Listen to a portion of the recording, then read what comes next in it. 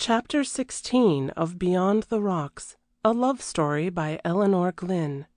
It was pouring with rain the evening Lord Bracondale arrived from Paris at the family mansion in St. James Square. He had only wired at the last moment to his mother, too late to change her plans. She was unfortunately engaged to take Morella Winmarleigh to the opera, and was dining early at that lady's house, so she could only see him for a few moments in her dressing room before she started. "My darling, darling boy!" she exclaimed, as he opened the door and peeped in. "Streatfield, bring that chair for his lordship, and you can go for a few minutes." Then she folded him in her arms and almost sobbed with joy to see him again. "Well, mother," he said, when she had kissed him and murmured over him as much as she wished. "Here I am. And what a sickening climate! And where are you off to?" "I am going to dine with Morella Winmarleigh," said Lady Bracondale, "early, to go to the opera, and then I shall take her on to the Brantinghams' ball. Won't you join us at either place, Hector? I feel it so dreadfully having to rush off like this. Your first evening, darling." She stood back and looked at him. She must see for herself whether he was well, and if this riotous life she feared he had been leading lately had not too greatly told upon him. Her fond eyes detected an air of weariness. He looked haggard, and not so full of spirits as he usually was. Alas, if he would only stay in England! "I am rather tired, mother. I may look in at the opera, but I can't face a ball. How is Anne, and what is she doing tonight?" he said. "Anne has a bad cold. We have had such weather. Nothing but rain since Sunday night. She is dining at home and going to bed early. I have just had a telephone message from her. She is longing to see you, too." "I think I shall go round and dine with her then," said Hector, "and join you later." They talked on for about 10 minutes before he left her to dress, running against Streatfield in the passage. She had known him since his birth, and beamed with joy at his return. He chaffed her about growing fat, and went on his way to telephone to his sister. "His lordship looks pale, my lady," said the demure woman, as she fastened Lady Bracondale's bracelet. She, too, disapproved of Paris and bachelorhood, but she did not love Morella Winmarleigh. "Oh, you think so, Streatfield?" Lady Bracondale exclaimed in a worried voice. "Now that we have got him back we must take great care of him. His lordship will join me at the opera. Are you sure he likes those aigrettes in my hair?" "Why, it's one of his lordship's favourite styles, my lady. You need have no fears," said the maid. And thus comforted, Lady Bracondale descended the great staircase to her carriage. She was still a beautiful woman, though well past 50. Her splendid dark hair had hardly a thread of gray in it, and grew luxuriantly, but she insisted upon wearing it simply parted in the middle and coiled in a mass of plaits behind, while one braid stood up coronet fashion well at the back of her head. She was addicted to rich satins and velvets, and had a general air of Victorian repose and decorum. There was no attempt to retain departed youth. No golden wigs or red and white paint disfigured her person, which had an immense natural dignity and stateliness. It made her shiver to see some of her contemporaries dressed and arranged to represent not more than 20 years of age. But so many modern ways of thought and life jarred upon her. "Mother is still in the early 70s. She has never advanced a step since she came out," Anne always said, "and I dare say she was behind the times even then." Meanwhile, Hector was dressing in his luxurious mahogany-paneled room. Everything in the house was solid and prosperous, as befitted a family who had had few reverses and sufficient perspicacity to marry a rich heiress now and then, at right moments in their history. This early Georgian house had been in the then Lady Bracondale's dower, and still retained its fine carvings and old-world state. "How shall I see her again?" was all the thought which ran in Lord Bracondale's head. "She won't be at a ball, but she might chance to have thought of the opera. It would be a place Mr. Brown would like to exhibit her at. I shall certainly go."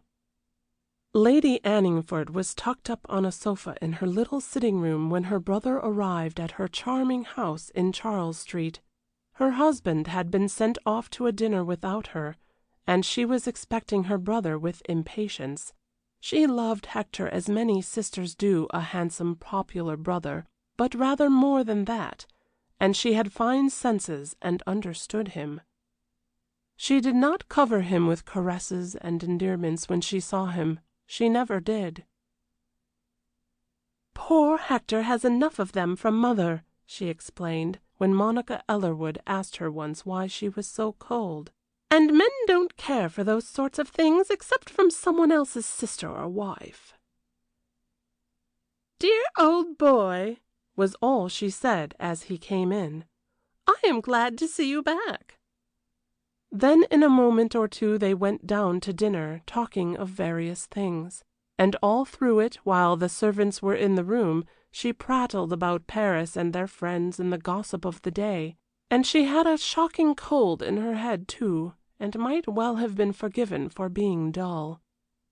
But when they were at last alone, back in the little sitting-room, she looked at him hard, and her voice, which was rather deep like his, grew full of tenderness as she asked, "What is it, Hector?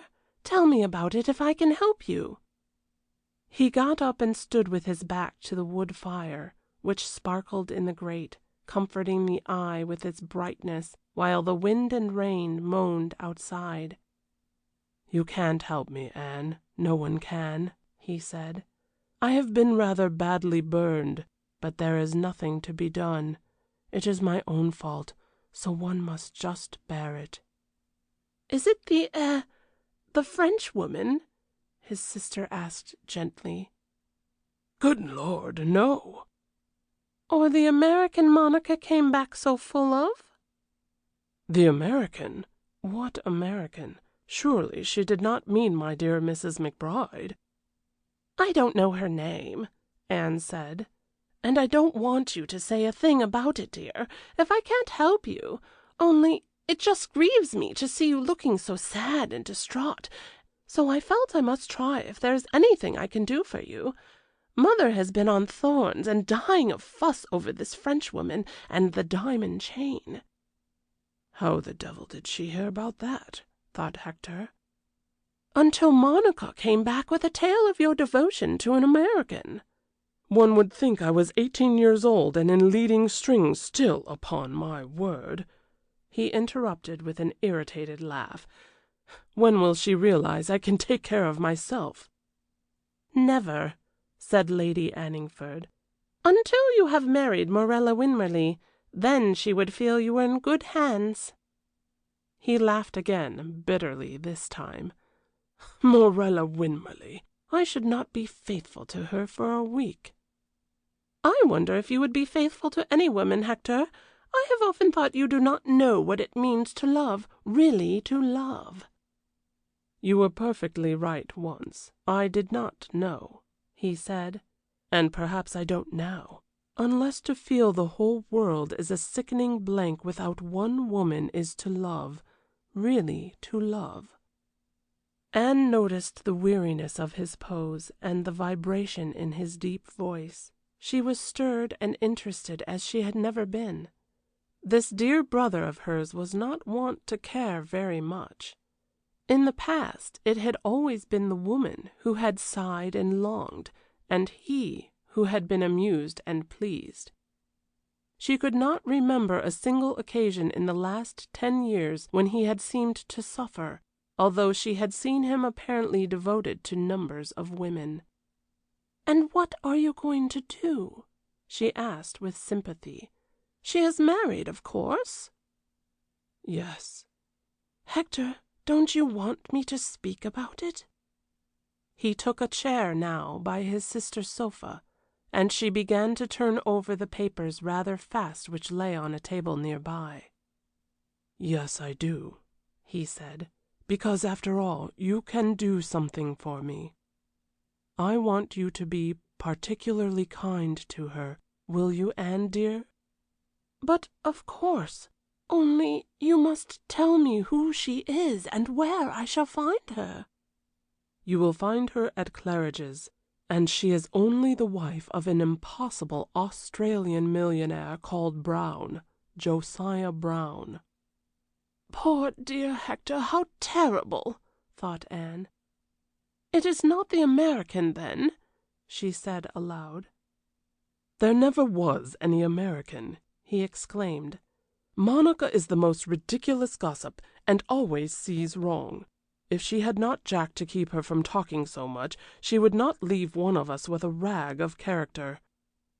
"I will go to morrow and call there, Hector," Lady Anningford said. "My cold is sure to be better, and if she is not in, shall I write a note and ask her to lunch? The husband, too, I suppose?" "I fear so. Anne, you are a brick." Then he said good night and went to the opera. Left to herself, Lady Anningford thought, "I suppose she is some flashy pretty creature who has caught Hector's fancy, the poor darling. One never has chanced to find an Australian quite a lady. I almost wish he would marry Morella and have done with it." Then she lay on her sofa and pondered many things. She was a year older than her brother, and they had always been the closest friends and comrades. Lady Anningford was more or less a happy and contented woman now, but there had been moments in her life scorched by passion and infinite pain.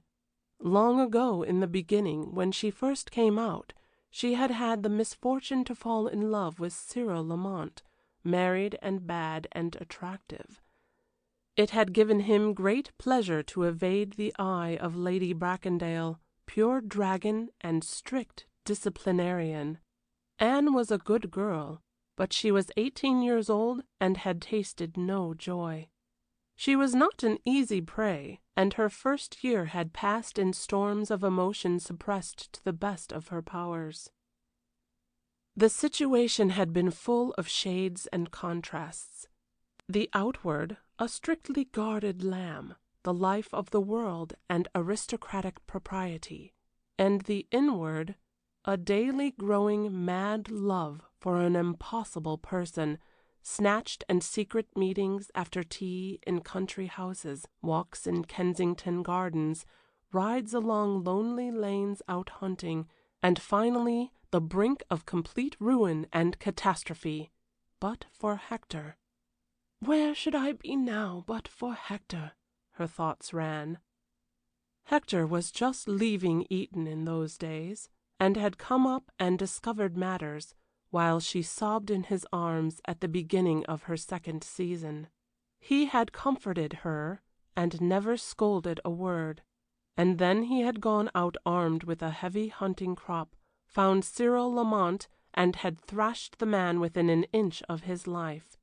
It was one of Hector's pleasantest recollections, the thought of his cowering form, his green silk smoking jacket all torn, and his eyes sightless. Cyril Lamont's talents had not run in the art of self-defense, and he had been very soon powerless in the hands of this young athlete. The Lamonts went abroad that night, and stayed there for quite 6 months, during which time Anne mended her broken heart and saw the folly of her ways. Hector and she had never alluded to the matter all these years, only they were intimate friends and understood each other. Lady Bracondale adored Hector and was fond of Anne, but had no comprehension of either. Anne was a frondeuse, while her mother's mind was fashioned in carved lines and strict boundaries of thought and action. End of chapter 16.